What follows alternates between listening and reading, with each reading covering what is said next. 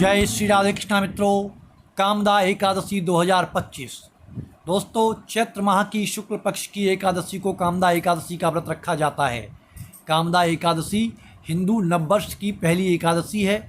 इस दिन भगवान विष्णु जी की विधि विधान से पूजा करने पर सभी पापों का नाश और मनोकामना पूरी होती है।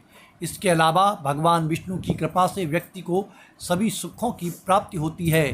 तो आइए जानते हैं साल 2025 में कामदा एकादशी का व्रत कब रखा जाएगा, पूजा के शुभ और अशुभ मुहूर्त के बारे में, व्रत पारण का समय क्या रहेगा, विधि क्या होगी, तुलसी दल कब तोड़ें और तुलसी में जल दें या नहीं, और कामदा एकादशी की व्रत कथा के बारे में। तो वीडियो में अंत तक अवश्य बने रहें। स्वागत है आपका आपके अपने चैनल मीरा संस्थान में। दोस्तों, इस साल कामदा एकादशी का व्रत 8 अप्रैल दिन मंगलवार को है। एकादशी तिथि प्रारंभ होगी 7 अप्रैल रात्रि में 8 बजे। एकादशी तिथि समाप्त होगी 8 अप्रैल की रात्रि में 9:13 पर और पारण अर्थात व्रत तोड़ने का समय होगा 9 अप्रैल को सुबह 6:02 से लेकर सुबह 8:34 तक। दोस्तों, द्वादशी तिथि समाप्त होगी 9 अप्रैल को रात्रि में 10:55 पर। आज पूजा का अभिजीत मुहूर्त रहेगा दोपहर में 12:03 से लेकर 12:53 तक। अमृतकाल मुहूर्त होगा प्रातःकाल 5:29 से लेकर प्रातःकाल 7:11 तक। वहीं ब्रह्म मुहूर्त होगा प्रातःकाल 4:39 से लेकर प्रातःकाल 5:27 तक।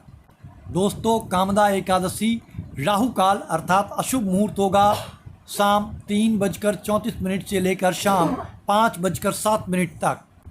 कामदा एकादशी विधि प्रत्येक एकादशी की तरह इस एकादशी व्रत के नियमों का पालन दशमी से ही शुरू करना चाहिए। दशमी को सात्विक भोजन ग्रहण कर अगले दिन एकादशी के दिन सुबह जल्दी उठें और स्नान के बाद सूर्यदेव को जल का अर्घ्य देकर व्रत का संकल्प लें। जल चढ़ाते समय ओम सूर्याय नमः मंत्र का जाप करें।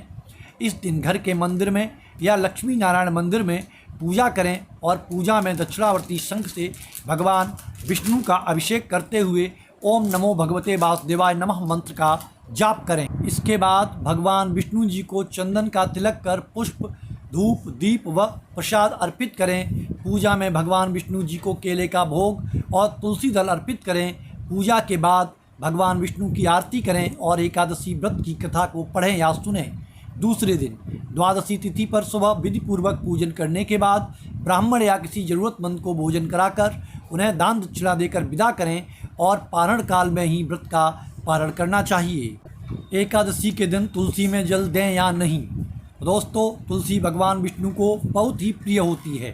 शास्त्रों के अनुसार एकादशी तिथि और रविवार के दिन माता तुलसी भगवान विष्णु के लिए निर्जला व्रत करती हैं।